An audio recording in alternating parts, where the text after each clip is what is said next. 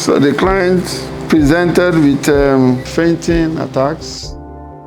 He was easily tired, walks when he gets tired, and had a fainting episodes. So when she was seen by the doctor, they found out that her pulse, her heart rate, which is normally should have been 60 beats per minute and above, her own was very low. I think around 26.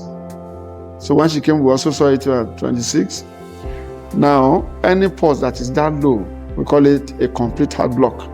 Now, in most cases, when it happens like this, and the pulse rate is very low, and it's beginning to affect activities of daily living, then that kind of person will need to have a pacemaker insertion done.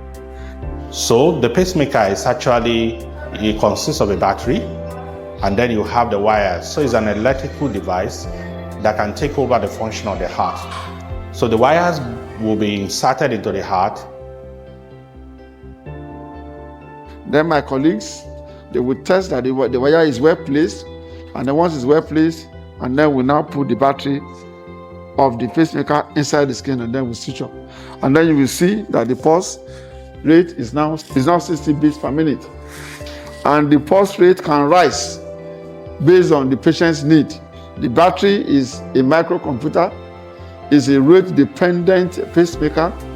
And the procedure is very simple because it's done under just light sedation. Patient will be awake while the procedure is going on, so we don't need to put the patient to sleep.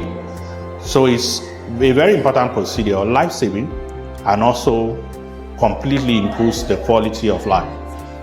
Yeah, I want to really wish Iwosan Lagoon Hospital, the Gali, a happy 3-year anniversary. It's been a great journey, and I'm also happy to have been part of that journey.